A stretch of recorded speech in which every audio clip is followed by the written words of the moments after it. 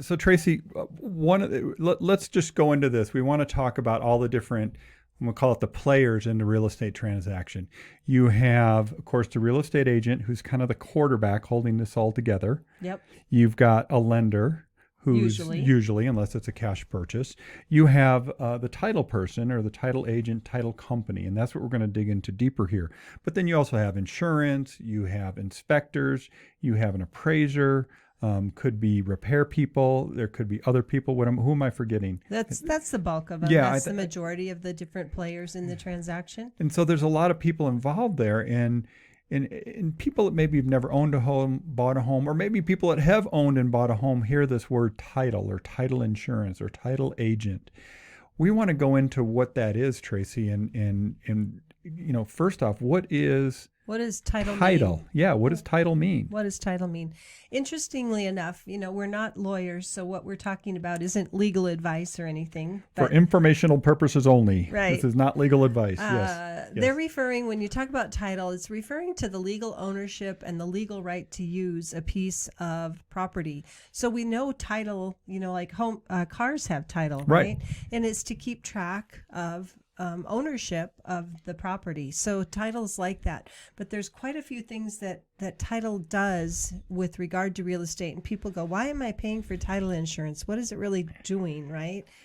So title insurance, it's a bigger topic. But so we're going to look for past ownership claims. They're going to make sure that you have clear ownership to the title and ownership of that property, so that somebody else can't come after you pay money for it and say, that's mine. And that's what the title insurance does. So it's you're basically buying an insurance policy that is guaranteeing that when you take ownership of that property, there's no other claims of ownership against that property. Right. So, a lot of times, especially here in New Mexico, a lot of times property gets passed down from generation to generation, and perhaps the original owner's forgotten and the paperwork wasn't done, and the person who's selling the property got it through just the generational changes of that property, and maybe there was never clear transfer, or maybe it was adverse possession. That's one of those things we learn in real estate school, right? Adverse hardly possession. ever comes up, but we hardly ever. Yeah. Somebody leaves and somebody moves into a property or takes over that property or use of part of the land. When people hear the term squatters' rights, that's kind of what they're talking about. Kinda. So yeah. So the whole it's idea, just making sure someone in the past can't come back and take title of the property, right, and say, oh, it's mine. It's mine. Yeah. So they're insuring you to have clear title. And so the title agent and title insurance company, they're doing all those searches. They're making sure that you, quote, have, air quote, clear title on the property when you take ownership, and they're issuing an insurance policy saying that you have clear title, and if anybody makes any claims in the future, we're insuring that. And of course there's exceptions, and you want to look through that when you get your what they call title binder. Do you want to just talk about what a title binder is? So after the property is either listed for sale, or we're going to be listing it, or it's under contract, the title company issues a title binder. Yep. And they're going to go back and list all of the things they're finding with regard to that property and make it known. So some of the things that are going to be in there, Tego, some of the things the title company's doing for us is they're checking for liens. Yep. Right? Are there any liens against the property? So meaning somebody having some sort of financial claim or ownership claim, but generally it's a financial claim. So it could be a tax lien, it could be a debt, some other types of debt, it could be a mechanics lien. Right. It could be for past child support and they placed a lien on the property. It could be the in addition to liens, a different word, the city or county or municipality may have placed some sort of extra tax on the property because of something where they improved the roads or they improved the gas lines in the street and they assessed it, right? So they're going to look for those things also. Also, they're going to look for easements on the property. Does somebody else have the right to use a portion of the property? And that's not that uncommon here, right? No, and especially places like the North Valley here in Corrales, where you have a road that's a private road that cuts through, people's property. That's Right. not uncommon at all. But most properties in New Mexico have some form of easement on them because most of them have some sort of a utility easement so that Right. the gas and electric companies have the right to go on the property to Yep. take care of electrical or gas lines and things like that. So most of them have about a 10-foot easement just for that on the property. The other thing is they're going to be working really hard to protect buyers against title defects. And we've kind of covered that. Unfortunately, there are things, that can come up. So doing that title search is pretty important. The other part that they do Yeah. is they do all the paperwork. So they bring together the buyers, the sellers' paperwork, any costs that were incurred during the process. So they get all the invoices from many companies that did inspections, repairs, home warranties, homeowners insurance policies. They put it all on that closing statement with the debits and credits. And they prepare the deed, which is the actual document that transfers ownership from one party to another. And the deed is this thing that get filed with the county records showing who's in ownership of that property. Right. So that's kind of the quick, high level what the title company does in a real estate transaction. The important part is you need it, you got to have it, and it's a critical part of the whole process.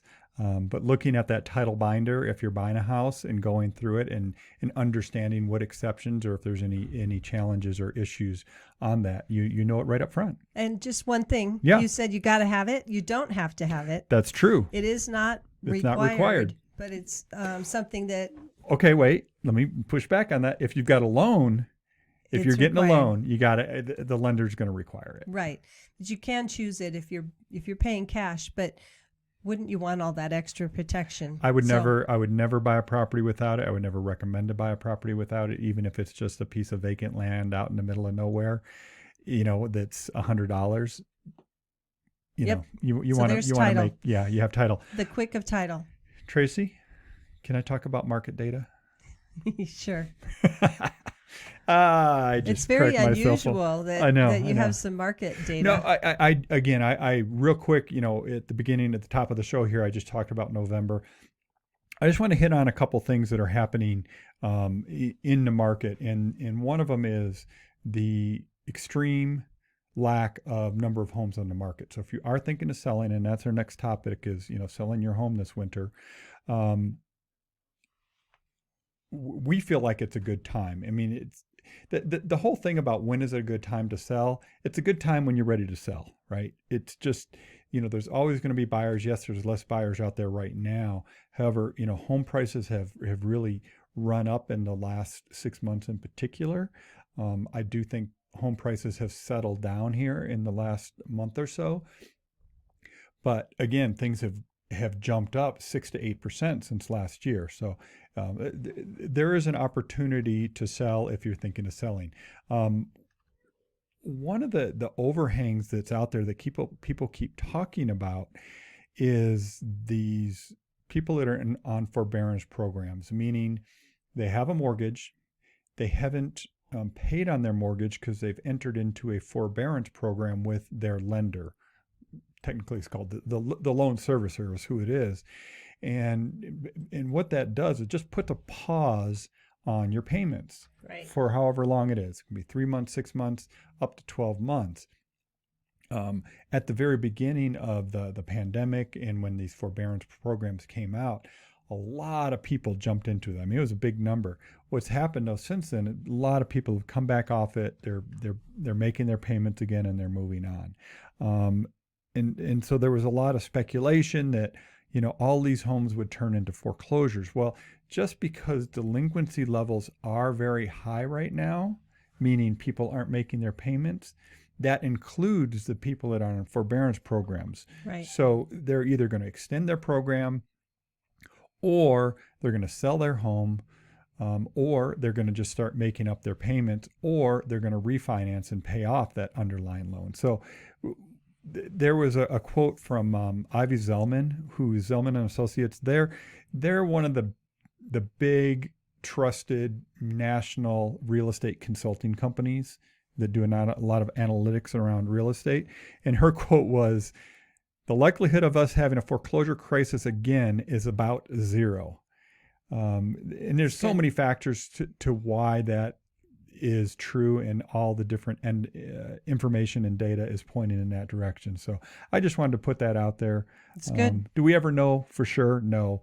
But boy, the evidence sure shows that housing is going to stay pretty healthy. Right.